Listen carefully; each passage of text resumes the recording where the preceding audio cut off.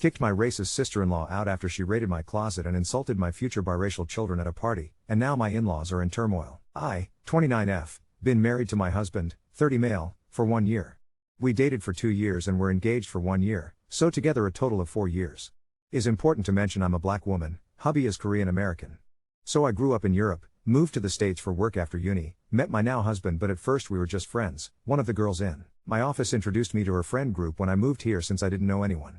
Anyway, my in-laws were very welcoming. My husband has a big family and we got along well because I also come from a big family, being the oldest of 5.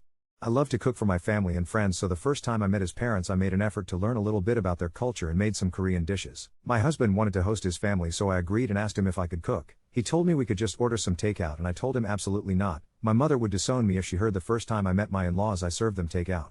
Come the dinner, present were my parents-in-law, and my husband brothers and their partners. My husband is the middle child, his older brother is married to a white woman, which is important to make note, and his younger brother came with his girlfriend. Dinner coming to an end, my mother-in-law told me she's happy her son found someone and she loved my cooking. I was happy until my sister-in-law, which is older brother's wife, started making small nasty comments, like I mean is just fried chicken, her kind makes it all the time. She's, me, probably not going to last, so why make an effort to be nice?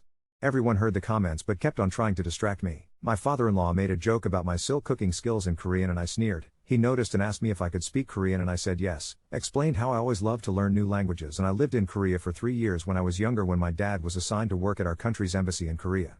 The racist comments kept on going for a long time until I reached my point and almost called off my wedding. It was affecting my mental health. And before you guys ask, why not just go no contact? My husband's family has a tradition to have family lunch every Saturday. Everyone's presence is mandatory. Baby Bill is getting married. Yes, the same girl from when we met. I love them both like they are my own siblings. Since my baby Sil doesn't have any family in the country and we actually became like sisters, she asked me to be her maid of honor and I said yes. My Mill, to keep the peace, asked if Sil, Devil's Spawn, could be in the wedding party. She told baby Sil she understood if she wanted to decline, but that girl is such an angel and a better person than me because I would be held to the no. But anyway, fast forward to yesterday, bachelorette party. We decided to have dinner and pre-drinks at my house. We're all having fun having drinks and I noticed Devil's Spawn Sil is missing. Go look for her and find her in my closet. Asked her what she was doing and she said nothing and left. I came back downstairs and rejoined the party. The girls asked me when was I planning on having kids. When I'm about to answer, Devil's Spawn Sil goes, "Can you imagine a monkey with pulled eyes?" She's probably just waiting for her Greer card to be able to divorce my husband. With the alcohol and all of the rage I've been keeping inside, I exploded and told her nobody likes her. We all tolerate her because we adore her husband. She's just a bitter woman who judges people based on their skin tone. With a total of 2 friends and a family that doesn't want her around, she got up to slap me. I grabbed her wrist and told her to get the fuck out of my house. After she left, we tried to go back to the festivities but no one was in the mood. I woke up to a bunch of texts from my Bill, older brother, saying he had enough of me bullying his wife and he thought I was a better person, blah blah blah. Showed my husband the texts Devil's Spawn is sending and his brother, and he called his brother, told him to stop, and before making any judgments he should have heard both sides since he knows who he married. My parents-in-law have now been involved and scheduled a family meeting in what was supposed to be a magical week for baby Bill, and baby Sil turned into a shit show because I couldn't hold my tongue. Update 1. On to what happened. So we all went to the family meeting. My Mill started by thanking me and baby Sil for coming. She knows we did not want to be there but went so we can be there for our partners. Devil Spawn and Bill arrived. We all sat down and my Phil asked me to start and explain my side of things since Devil Spawn made her husband call his parents to tell them what I did. I told everything I've holding inside since the beginning. I explained that at some point I wanted to walk away from my husband because I couldn't take it anymore. Devil Spawn tried to interrupt me several times but my in-laws told her she can either shut up or leave. After me, baby Sil told her side of things of what happened and that she knew my Mill wanted Devil Spawn on the bridal party to make peace and to try and get everyone to get along, but she didn't want someone like Devil Spawn near her or her wedding because she would find a way to make it about her and she didn't want to associate it with a person like Devil Spawn. My Mill was shocked when I showed her the text messages I got from Devil Spawn. I have most of the texts she sent me over the years. My mom is a judge, so he always told me and my siblings to keep records of everything. Bill, Devil Spawn's husband, was very quiet, so my husband turned to him and just asked, "Still believe your wife is the one being bullied?" He asked to be excused and just left. Devil Spawn ran after him. Well, baby Sil and Bill wedding happened. It was amazing. We had a great time. Since they're only starting their lives now, they could only afford a honeymoon in the country, so me and hubby decided to surprise them on their wedding day. We pulled them aside and offered them an all expenses paid trip for them to Italy. Baby Sil always wanted to visit. On to the drama. Last week Bill, Devil Spawn soon to be ex-husband, called me and asked if he could come over to talk to me and my husband. I said yes. He came over and explained he's getting a divorce. He found out that Devil Spawn bullied someone in college to the point that person tried to take their own life. Her parents cut her off when she would make comments like that to the kids they fostered. Bill told us a lot more, but yeah, you guys get the picture. Bill moved out. He rented an apartment and now devil spawn thinks it's my fault to a point where she goes to my office and starts screaming, has been following me, she is getting so unhinged my husband has been taking me to work and picking me up afterwards. We're in the process of requesting a restraining order. I'll update if anything else happens. Edit, just to clarify a few things. 1. My parents-in-law tried to stay out of it even though they did see a few things they never said anything because didn't want to choose sides. They never thought it was this bad. Both Mill and Phil have been apologizing since we all sat down. I told them I understand in a way why they never said anything but I wish they could have said something sooner. But then again I hate confrontations and let it go for long than it should. 2. For what Devil Spawn was doing in my closet, nothing is missing, so I believe she was looking for my maid of honor dress which was at Biracial apartment, thankfully. 3. My husband wanted to cut his family for my sake but I never allowed it. I also come from a big family and not everyone gets along all the time and I never wanted him to have to choose between them or me but he was always on my side and spoke up. 4. For those saying this post is all lies and things because we paid for their honeymoon, both me and my husband make good money, we normally make a trip out of the country per year in October to go see my family and because it's around my great-grandma's b-day. We won't go this year because we choose to use that money for baby Sil and baby Bill update too. Hi everyone, didn't think would be here so soon. First I want to start by thanking everyone for the advice and support, I really appreciate it. Before I get to what happened earlier today I want to address a few things. 1. My husband is the first to stand up for me. While I hate confrontations he doesn't shy away and he won't let anyone disrespect me and stay quiet. He fought with his family a lot because of this. As I explained before I was the one who wouldn't let him cut off his family and kept insisting on going to family lunch every Saturday. Which led to a few fights between us. For those who grew up in Asian or black households no families tend to be toxic and we don't cut them off, we are thought to endure it. 2. I can't answer to what my Bill thought of his soon-to-be ex-wife behavior, honestly is one of the things I want to talk to him directly without involving anyone else except my husband of course. If he eventually explains I'll be sure to let you all know. 3. Regarding my parents-in-law, they aren't bad people. Did they allow certain comments to pass before shutting it down? Yes, but honestly I just think they didn't want to be in the middle and be given ultimatums to choose one side. At the end of the day if they did they would lose one of their sons. Now on to what happened earlier. My husband is on a business trip out of state scheduled from today until next Monday. He didn't want to go in case something happened. I told him to go and if anything happened I could call baby Bill and baby Sil or his parents or any of my close friends. Husband went to the airport really early so he couldn't drive me to work, so I took my car. Fast forward to lunchtime me and few coworkers went to grab coffee, and who is seating in the coffee right across the street from my office? Devil Spawn. I told my coworkers I didn't want to be there and for them to grab me something and turned around bolting to the door. She follows me outside and asks me to hear her out. I just told her I've been hearing her out since I joined the family. She said she just wants to apologize and wants her family back. I told her I don't want anything from her except to leave me the fuck alone. Went back to my office, called my father-in-law and asked him if he could pick me up after work and the man was in front of my office right on the dot. As for my car will probably stay in the parking lot until my husband comes back or I'll ask baby Bill to help me get it. Update 3. 3 days after the last booster, public health calls and the same librarian voice tells me we're closed out, like we're a file drawer that slides quietly until it kisses shut.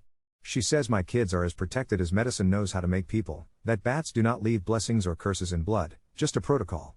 I say thank you and it comes out like I'm signing for a package that required 2 forms of ID. At 7:12 that evening, my oldest lopes in from his run with a sweat bloom shaped like the state of Utah on his shirt and announces that, at the stop sign by the mailbox that looks like a cement beagle, there were 2 bats dipping over the street, collecting the night. He uses the word collecting as if they were librarians too, reshelving mosquitoes back into the dark. We stand on the walk and watch the sky bruise into usable, and sure enough, there they are, folded into boomerangs that unfold. At the last second, I feel the muscle under my daughter's shoulder blade lean into me, then relax, the way you lean into a punch so it can't surprise you. The X texts that the exclusion company found the colony, which sounds like a sci-fi problem until you understand it's just a few maternity-minded creatures who like the gable vent the way a human likes a booth in a diner. She says they put up one-way doors, which is a mercy I understand. You get to leave, you don't get to come back. She sends a photo and the vent looks like it's blushing under hardware cloth. There's a man in a white suit in the corner of the frame and the house looks shy. I text thumbs up again, an emoji now doing the job of something more complicated. The next morning at 8:03 I am in my garage wearing a headlamp like I am a miner in a detergent cave, because the school sends a heads-up email with the unkind timing of a drill sergeant. There's a lice notice in the 4th grade. Even the word crawls. I check scalps with a comb so thin it could slice time. My daughter sits cross-legged on a towel, hair parted with the precision of survey flags, and says, "Tell me if you see anything." I say, "I won't miss it if I do." I am thinking about hunting constellations in a weather map. The comb catches nothing but the occasional knot in my own fear. My son goes next and narrates his own bravery in 3rd person, which is how he protects himself from himself. He can do this, he says, eyes shut, like the boy he's talking about is in another room and can hear him. At 2:19 a.m. a day later, the power sighs and the street goes blank. The house sounds like someone put a glass over it and pressed the air out. The dog lifts his head and then decides not to care. My middle one wakes and pads to my door with her hands up like she's under arrest by the dark. I say, it's just the grid taking a breath, and we stand at the window and look at other people's windows not looking back. Somewhere a transformer pops, polite thunder. We find the camp lantern that smells like last summer and sit on the floor and watch moths bump the screen once, twice, reconsider. When the power pushes back in, the fridge hums like a relieved ant and the microwave remembers the wrong time. The family center calls to offer longer blocks if things go well. We're seeing engagement, the monitor says, and I realize that is her word for the same thing I'm watching. My ex, sitting on a low chair saying yes instead of the 100 other things she has practiced for decades to say instead. We take 2 hours in that yellow room with the puzzles that refuse completion and the soft chairs that smell faintly like crayons. My ex brings a bag that is not overfull, which might be the most hopeful object I've ever seen. She pulls out 3 granola bars, 2 juice boxes, wipes. She has edited. She looks at me and says, "We got rid of the crates," and her voice does that thing where it wants to become smoke and sneak out the window early. The monitor pretends to tie her shoe. When the time is up we walk to the parking lot together because the kids have a thing where they want to say goodbye 3 ways, once to the person, once to their shadow, once to the car. She stops next to my trunk and says she wants to show me something, and for a half breath I imagine a bat, because apparently, that's how my brain entertains itself. It's her hand, empty except for a plastic card with the county seal on it, completion of a program that taught her how to count to 10 and then to 20, how to leave when it's time to leave, how to leave again when it isn't. It's laminated. Small, heavy, like a slow coin. I say, "That's a good-looking card," and she laughs like a cough. The home inspection at my place finally happens because processes take stairs, not elevators. The woman from the gal's office arrives with a toad and eyes that notice whether fruit has fruit flies. She is not unkind. She runs a finger along the windowsill like she is greeting a song sparrow and checks the screens with her palm. I have cooked onions 2 hours prior because kitchens can be weapons or paintings, and the smell of sautéed garlic tells a story about the last hour that is hard to argue with. She glances at the kids' chart on the fridge where stickers form a lopsided constellation, and my son proudly explains each square like a docent. "That one is when I didn't cry even though it was the big needle," he says, and he points at a smiling octopus sticker that, in another context, would be a joke and here is holy. We go to the ex's house not to stay but to form a path. Code says we can enter together with a monitor to get specific items with gloved hands. It feels like a field trip in a museum that used to be your life. The notice on the door is white now with a date that is not yesterday, and the handle is cool. Inside, the air is not a smell, it's a decision. The men in the suits did what men in suits do: they cut, they bagged, they carried. There are plastic cocoons in corners, labeled and taped. The gable vent is a silver patch smiling shut. We move slow. My daughter wants 2 books and the stuffed deer with one flattening ear. My son wants the poster of a rocket even though one corner has been chewed into a lowercase e. My ex holds up a saucepan like a trophy and puts it down like a conch shell. We are each allowed 1 bag. She has the kind of pride that is a vein running under a bruise. In the hallway, in the soft corner of where the ceiling meets the wall, there is a mark. We all stare at for a second until my ex says, "It's a nail pop," and her voice is steady like a level. I didn't realize how much I needed to hear her name a thing that is exactly the thing it is and nothing else. On the way out, a man in a Tyvek suit nods to us like we are a parade nobody told him would pass. His boots leave comet tails of dust across the threshold and he wipes them off with blue shop towels like that could make a difference, and somehow it does. He says they found a bat in the attic, long gone, and it looked like an origami lesson abandoned, halfway. He says it matter of fact, and the shape of the thing lives in my head for a minute, the idea of a creature folded into a smaller idea of itself. My ex closes her eyes and opens them. The monitor clears her throat and writes something on her clipboard that is probably just the time. If there is a God this month, it is the God of small administrative victories. The judge reads the report, the notary stamps the paper, the registrar spells my daughter's middle name right on the first try. We receive a letter from the school that uses the phrase welcoming environment and supports, words that used to feel like brochures and now are, for the first time, a chair with good back support you didn't know you needed until you sat in it. My kids get their schedules. My son holds up his and says, "Library on Thursdays," like he is announcing amnesty. At 5:06 on a Thursday, my youngest loses his front tooth at the supervised visit, and it is somehow a perfect thing. He holds it out on his palm like a white comma, like there will be more after this. My ex laughs. She has a little bag in her purse which tells me she has been thinking like a tooth fairy even when nobody asked her to, a sandwich bag with glitter in the seam. The monitor looks up with a soft open mouth and asks if I can handle the economics of the exchange later, and I nod because we are, in this moment, a committee. That night I slide a shiny dollar where a tooth was and I feel like a magician and an importer of hope. In the morning my son says, "She found me here." With wonder, and doesn't specify who she is because why would he ruin it? A Saturday happens like a held breath released. We go to a nature center with a name that sounds like it was invented to calm donors. There is a program about bats at 11 and we sit in the back because we do not need the front row to learn. The woman running it is the kind of person who could probably fix a lawnmower and also bake a cake. She shows a poster with silhouettes and says words like echolocation and guano without making anyone flinch. She holds up a bat house that looks like a mailbox for secrets. My daughter lifts her hand and asks if bats will go in your hair, and the woman says, no, they have better taste, and the room laughs the right amount. On the trail later, a volunteer stops the kids to show them a plucked owl feather, and I watch my children hold it the way you keep a promise, with edges. The HOA, not to be left out of the season, places a flyer at my door about wildlife awareness, stapled crooked, with clip art of a raccoon wearing a mask in case you forgot. It says to secure trash cans and avoid feeding animals. The neighbor with the salad spinner snake wave writes on the bottom with a pen, as if, and slides it back under my mat like a roommate leaving a note about dishes. Insurance texts my ex photographic requests. My ex forwards me one, and it's a flood of rectangles with arrows, each pointing to a place she needs to stand and take a picture while holding a piece of mail with her address on it, like a hostage situation where the hostage is proof she lives where she lives. I don't reply. I drive over and hold the mail for her while she takes them. The windows are open for the first time in months that smell like that. The house breathes. There is a new trash can out front, and it has a lid that works. I don't let myself think how many lids a person needs to put on to stay safe. Things that would have been the headline a year ago are now just sentences. The dog gets skunked at 9:55 p.m. and the recipe involves hydrogen peroxide and Dawn and baking soda and a prayer that smells like a chemistry set in a car wash. My daughter learns the word mercaptan and texts it to a friend, and I hear her say, no, it's not the bat, and then laugh, and it's a clean sound despite everything. My oldest asks to run a 5K they're using to raise money for the library, and he brings up the registration page on my laptop, already filled out except for the field that says parent/guardian first and last name. He looks careful when he says, you okay to get up early? Like I am a delicate machine. The morning of, he pins a number to his shirt with intent I haven't seen since he discovered magnets. He runs with a face I recognize from the mirror when I'm pretending to be steady. In the middle of all this, we go shoe shopping because our lives are still a series of rubber soles meeting friction.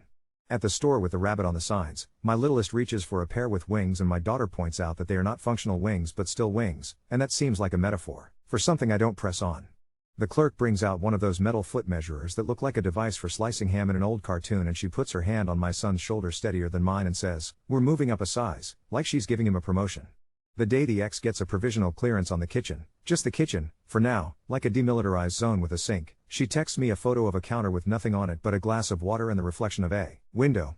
It looks staged in the way a person writes their name over and over in loopy cursive to remember they know how. I reply with a picture of our dining table holding a puzzle that actually has all its pieces. We are trading proof of life. We have another hearing because that's how this story teaches us to tell time, by the number of times a gavel has been near wood. The judge says the words incremental increase and continued monitoring, and I could kiss those cold phrases on the mouth. The gal says, she showed me a list where, for the first time, the first item was something you could cross off in a day. My ex stares at her thumbnail like she is trying to buff it with her mind. The judge allows supervised visits at a park with a fence around it and bathrooms that lock. It sounds like freedom dressed like a middle school.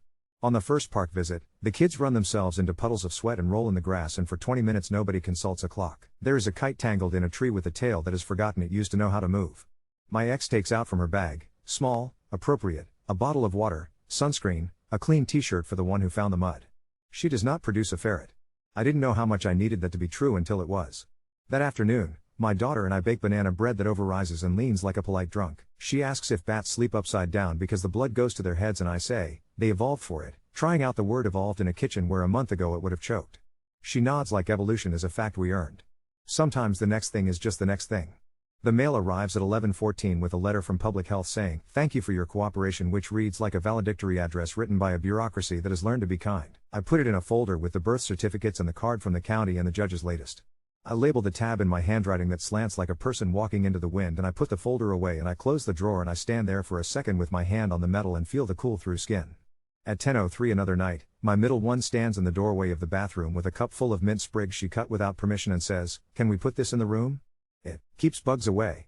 I say, it keeps vampires away, and she looks at me, serious, and then smiles hard enough to make a new dimple. We put the cup on the dresser and the room smells like a good roomer. The fans are on. The screens are tight.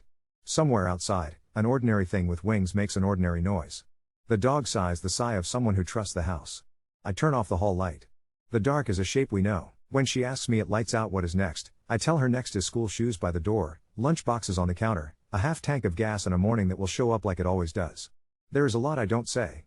I don't say that in the other house a man in a white suit is probably rolling up a length of plastic with care, that the kitchen there has a counter that gleams, that sometimes the line for the life you want and the life you can have moves like a slow animal, but it moves. I say, mint keeps mosquitoes away, and she says, and vampires, and I say, and vampires, and we both like that story even if we know which parts are lies. Later, when the dishes are their own small orchestra and the laundry has a heartbeat in the garage, I stand by the back door for no good reason and watch the moths consider the screen. A bat smudges the air just outside, doing the old work. I don't clap.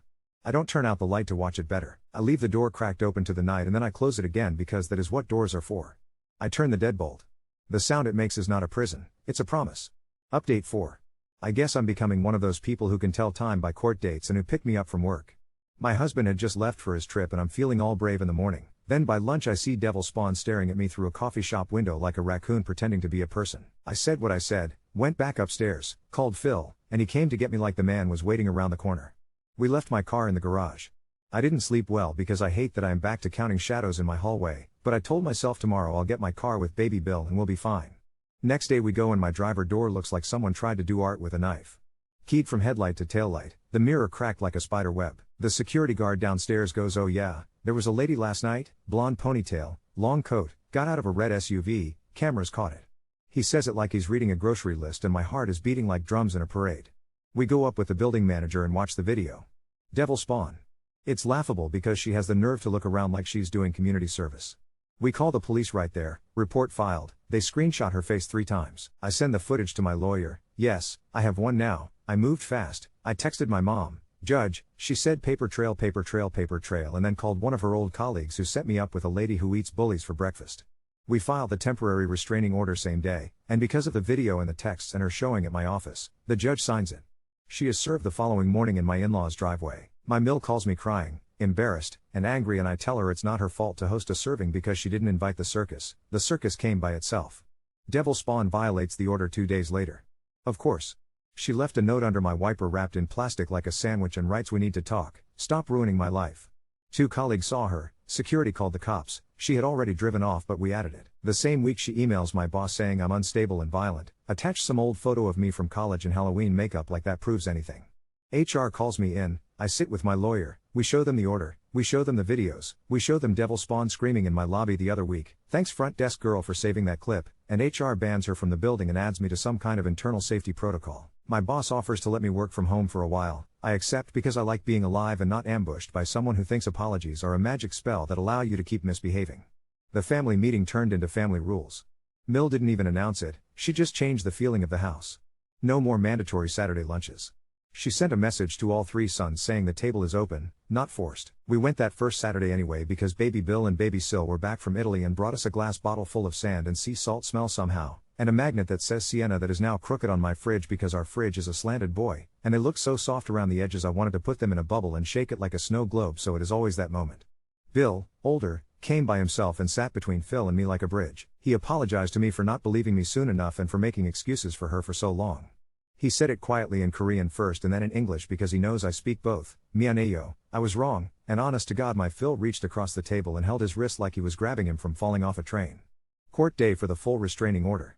I was shaking so hard my teeth were chatting like it was winter and the AC was up too high. My husband came back early from his trip just to sit next to me and put a hand on my knee under the table. Devil Spawn wore white like she was auditioning for Innocence and kept trying to eye contact me like I was supposed to melt. She didn't have a lawyer. She started with "It's all a misunderstanding," then pivoted to "She has always hated me because I'm honest," and then my lawyer stood up and began to lay out things one by one in that calm way that makes you feel like you're being tucked into a bed you don't deserve. Texts. Video. Screenshots of her DMing baby Sil with voicemails calling me names that would turn paint bad. The judge asked Devil Spawn if she said what she said at my house about my future children, and Devil Spawn actually tried if I said anything. It was at a party with alcohol, so it doesn't count. The judge leaned back, took off his glasses, and told her the First Amendment is not a shield against consequences for harassment, and her mouth did a little fish thing. He granted me a 2-year protective order with 500 feet, no contact, no third-party contact, no accidental bumping into me at my job, my gym, our family homes.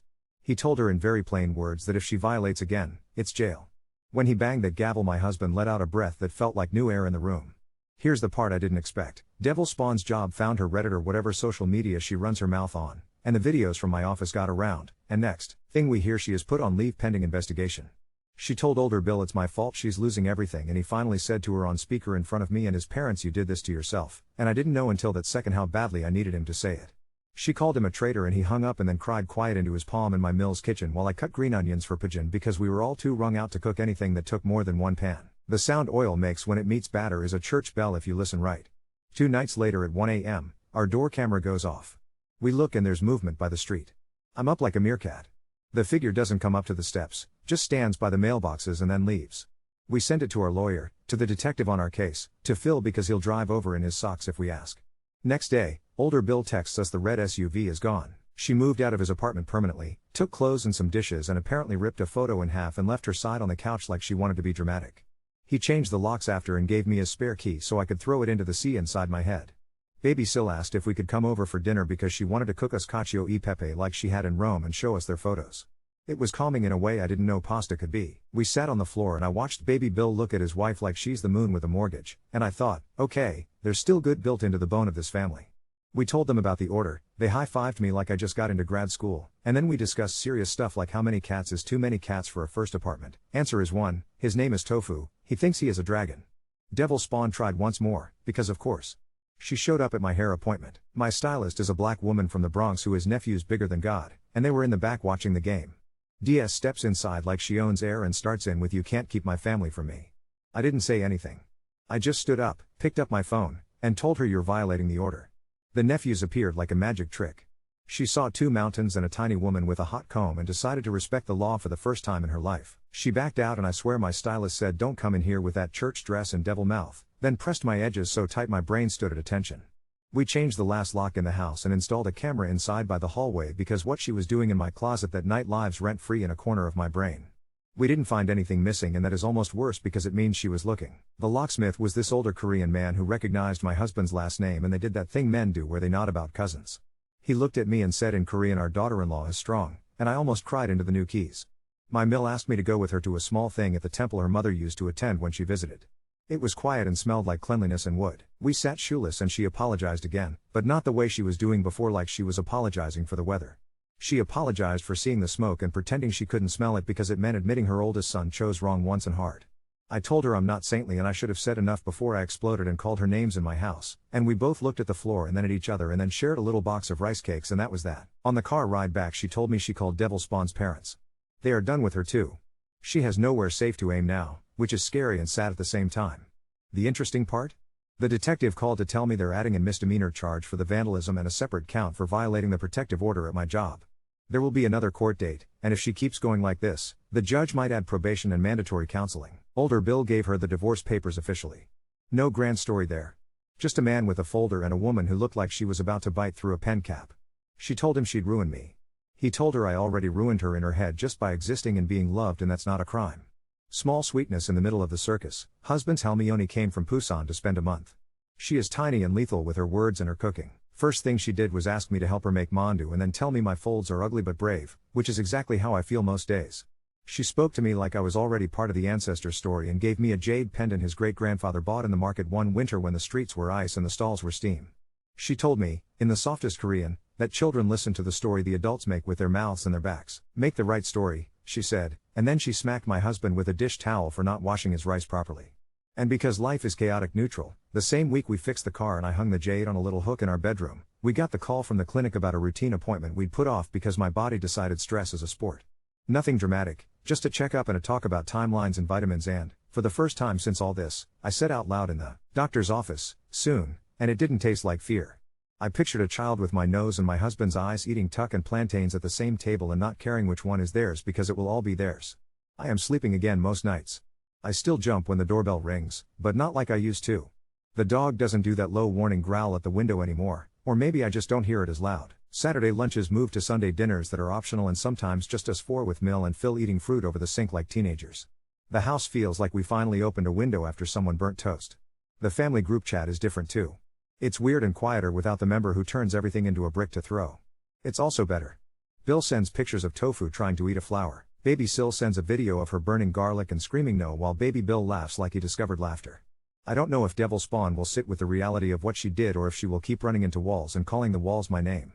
I know I have the law in writing, cameras watching, parents-in-law who finally picked a side, and a husband who, before any of this, picked me. Last night we ate pigeon with too much green onion and my husband kissed me with scallion breath and told me in Korean I make the house warm. The door was locked. The night was quiet. And for the first time in months, the quiet didn't sound like waiting, it sounded like peace. If anything else happens, I'll let you know, but I'm hoping the next big thing is boring as hell.